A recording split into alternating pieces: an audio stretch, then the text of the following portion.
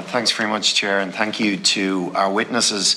I'd also like to thank our own Secretariat, and indeed I'm quite certain that there were a lot of people in RTE, because there's quite a lot of documentation that has had to be prepared for today, and we're still kind of going through quite a lot of it. One of the elements, and I am grateful that's been provided, was about the pay scales around the top 100 within RTE. And that now obviously includes, in terms of those paid at senior levels, a number of the senior executives within RTE. Dee Forbes, as former Director General, when she came before the Oireachtas, had indicated that those paid at the top levels within RTE all took a 15% pay cut in 2020 and 2021. This issue arises essentially because it appears that Ryan Tubridy did not take that pay cut. Can I ask, did all of the executives in RTE also take a 15% pay cut at the time? And indeed, the 100 that are listed here, did the 15% pay cut also apply? Adrian. Yeah, sure. It was a 10% pay cut, which we took at the time, and it didn't apply to anyone outside of the executive board. The board also waived their fees, and no one beneath the executive board took a pay cut. Okay, so thank you on that. I do want to, and you recall as well, Adrian, last week that I did raise around external commercial activity, because what we're receiving is obviously, the levels of payments coming from RT, but there's a lot of concern around, external payments. And I raised the question of register of interests. And usually then just after, you appear before our committee, details of, somebody in RT appear filming a car advert on the RT premises. Can I get an assurance that a register of interest similar to that applies to all of us in the political sphere will be drawn up for all personnel and senior executives in RTE? Yes, you can. And when will that be in place? So in terms of the process, there is 1,800 staff, employees. It's very clear in both our journalism guidelines, which is completely clear, 5.3, potential conflict of interest. So I won't read it here. There's also the employee handbook, but just to say that for employees, if they do not have permission from their line manager, then there is a process around that. For contractors, just to be clear, for contractors, because there's been a lot of press around that, they will have other relationships. They need to clear those at RTE to make sure there's no editorial conflicts. But will they be published? So in terms of the contractors, no, because obviously they are independent entities themselves. In terms of the staff, we're doing up the terms of reference. We're centralising everything at the moment, and we will have a register of interest. I'm going to ask you, because that will in terms of fully transparent. Fully transparent, but I think in terms of contractors as well, because we know one of the difficulties is obviously between people who are directly employed by RT and contractors. I think we need to know any of those who have contractual relationships, they need to be included. Correct. So at the moment, just to be clear, Senator, in terms of the information I've been provided with, obviously there's concerns around the DPO, but from across the organisation, I have, staff name, division, where they're actually operating in, any commercial activity, whether they are staff or a contractor, whether it's been approved or not, right? There's issues with the DPO, but I have all that information centralised now, so we've done that since last Thursday. Thank you. Okay, thank you. I want to thank Ms. O'Keefe in particular. I think in fairness, I appreciate you're not obliged to appear before the committee, but I do find your statement to be quite comprehensive, and I think it's been of help to the committee. It's why I do want to, you've made clear that you would have been aware, because I want to refer back to questions that I would have put last week as well. You were aware of Ryan Tubridy's contract? Very much so, yes. I was part of as per my statement, I was working on the negotiations at a very detailed level. Yeah. And when you did the crossover with Mr. Collins, who succeeded you as CFO, he would have been aware, just for the point of clarity, he would have been aware of the detail of that contract? Yes. Okay. I'm just concerned because Mr. Collins, you did inform me last week. Sorry, Deputy, could I just add, it was at the point in time, the status of the contract, just to clarify, at the point in time when I left. Okay, no, I totally appreciate that. Yeah.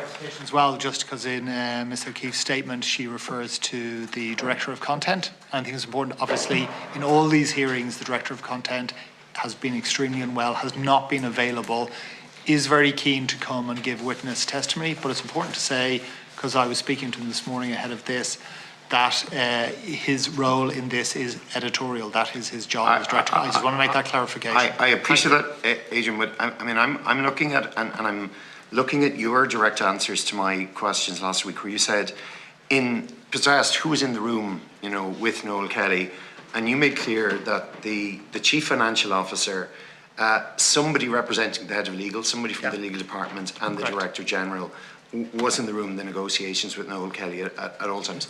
I just want to ask Mr. Keefe, is that correct, that at all times in the negotiations with Noel Kelly, that, as your recollection it is, that you as CFO was there, that somebody from the legal department was there, and the Director General were there? I can't confirm that. Okay, no, I appreciate Only at the meetings. I'm sorry, I'm not trying to evade it. It's just I wasn't at all of the meetings, but the majority of the meetings around the contract negotiations were a broader team. That's the way our process operated. But I am assuming it's fair to say that as part of a process like this, that you as the CFO, along with the head of legal, because somebody obviously is reporting. Correction, not the head of legal, the RT solicitor. Yeah, the RT solicitor would be aware, and the Director General was aware. Was there anybody else aware of the contract, as far as you know, at the time? And can I just clarify, at which, so we had... So when the negotiation, the original negotiation for the Ryan Tubridy contract? As my statement says, the people involved in the negotiation, whether they were meetings or whether they were communications, which should have been an informal meeting or phone calls, were myself as Chief Financial Officer, the Head of Content, the Solicitor, and DG. So Jim Jennings would have been aware of some of the detail as well, and particularly the detail with regard to the Renault deal? My recollection is that he was aware of that. And would he have raised that at the time with the Executive Board? The Renault deal, did Jim Jennings bring up the Renault deal at the Executive Board level at any stage? Typically, and I was on the Executive Board as well, we didn't discuss detailed talent contracts at the executive. They were, as I explained in my statement, they were part of a separate process of a perhaps smaller group. Okay. Who would have known about that within that smaller group? I just want to clarify, Deputy, you mean the general negotiations? The Renault deal, I suppose. The Renault deal. Yeah. Before I left the organisation, it was, as my statement says, a separate commercial arrangement which was facilitated by RTE, where Ryan would provide services to Renault, and there was a separate payment to be made between the parties. At that stage, who was aware of that deal before I left the organisation? Myself, Director General, Head of Content, Geraldine O'Leary, did I miss anybody? And Richard. Okay, so would have all been aware. Because I did say in my opening in the Joint Directors Committee in session 1 that I was aware that a deal was being done with Renault. Just to say that I wasn't involved in the negotiation team, but just to clarify. I am, but I mean, what we're getting to here is around the levels of knowledge around the original contract and who knew what, and it was why I asked, very specific questions around who was in the room and who knew, because this is part of the problem. It very clearly seems that people don't speak to each other around elements of the deal.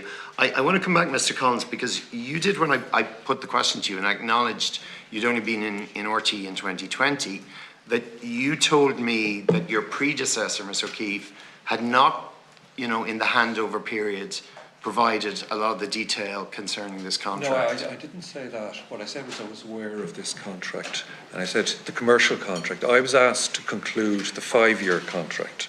The commercial contract, I was aware that RT were trying to broker an arrangement with the sponsor to boost Ryan Tubridy's earnings. I was aware of that, but I was never involved at any stage in those negotiations or contributed to them. But would you not have asked the question then, if the CSO, if your predecessor as CFO, who knew some of the detail, said about this, would you not have asked some of the questions? I think you have to look, you have to look back here at what was going on in RT. At that stage, COVID had just hit. I was brought in I took over as CFO. In those first 2 months after COVID, we dropped 7 million in terms of income. We were heading towards running out of cash in the business. My absolute top priority was preserving the jobs of the people in RTE and preserving RTE. And I was totally focused on that. I was asked to lead a recovery plan or survival plan for RTE. I had to negotiate with banks that we had covenants falling due on. I negotiated with the government, and I was working with the executive to renegotiate all the different contracts we had with suppliers. And a result of that, that was my clear focus. This commercial agreement was being handled by, as I saw it, the Director General. I concluded that the straightforward part of it, the 5-year deal, but I was comfortable that she was the most senior person in the business, was handling it. I had bigger issues to worry about at that stage. I was 2 months into the business. I'm aware, but you will appreciate, because I think everyone remembers what was happening in COVID, and we remembered this committee. People from RT came before this committee, and government gave very significant support in terms of wage supports to RTE. The difficulty that we have is we were being misled at the time around some of the financial arrangements. I mean, the wage subsidies were there about trying to protect employment. People were taking salary cuts, and yet, arguably, and I'm not saying you did, but some senior people within RTE clearly knew at the time that this was not happening. As I said, I was at a meeting, going back on my notes, I was at a meeting on the 30th of April. And at that meeting, it was confirmed that there would be no indemnity or guarantee given to Ryan Tubridy. And that was the last I knew of it. It was news to me when I read the statement from the Acting Director General there last week that a guarantee had been given 7 days later on this Zoom meeting with the Director General and solicitor present. I wasn't informed of any of that. Okay, can I ask Moya Doherty, and I'm conscious on time and I'm going to come to the last few questions, just to, Moya, were you aware, when did you become aware that Ryan Tubridy's salary was understated? I received a phone call from the Deputy Chair of the Board, and also following that the Chair of the Board in March 2023. March 2023. So nobody would have alerted you at any stage that there were questions about the figures that had been put into the public domain? Those figures were published, they were audited, they were presented to the government and to the public as savings of 15%. Okay. We might come back to the auditor's question. I do want to ask just briefly on Toy Show, the musical. You're one of the most experienced theatre producers, content creators in the country. Were you consulted around Toy Show, the musical, at any stage? I was, absolutely. I met the 2 original creators a number of years back. They're very experienced, very talented women. I support creativity. I believe under the terms of the Broadcasting Act, where RTE is concerned, that the board, that RTE, under the Broadcasting Act, it permits RTE to develop and charge for ticketed events. So, yes, I was aware there was a risk. There's a risk in all of these things, but there was enormous pressure for commercial to bring in additional income. There was an agreed strategy between the board and the executive that RT was to develop by 2024 a new business producing up to 50 live ticketed events. Okay. I will conclude on this one, Chair, because, and you did preempt my question, Siún, because you will recall that I did put to yourself and to Anne O'Leary, I didn't think it was fair to ask Robert Short last week around whether you had continued confidence in the executive. And I think our difficulty, as you know, the more drip, the more damage this is being done to the reputation of RTE. Your role as chair and that of the new Director General is to restore trust. There are certain actions that government can take. Can you tell me now, what other actions do you believe need to be taken on the part of the board and the new Director General? Well, as I said, that we welcome the work that the Minister has set up in relation to the corporate governance and the culture within the organisation. And I believe that out of that are going to come recommendations. But Kevin Backer, Sandy Adrian and myself have been discussing this, and we have a meeting with Minister tomorrow where we go into more detail on that. Okay, well, do we, I mean, I appreciate you're not going to, but I mean, we've already seen a Director General step down. Do you expect that we will see others stepping down? As I said in my statement, and please respect that I have obligations under the Broadcasting Act. Yeah, I respect that. Thank you. Thank you, Okay, Chair. thank you. Moving on.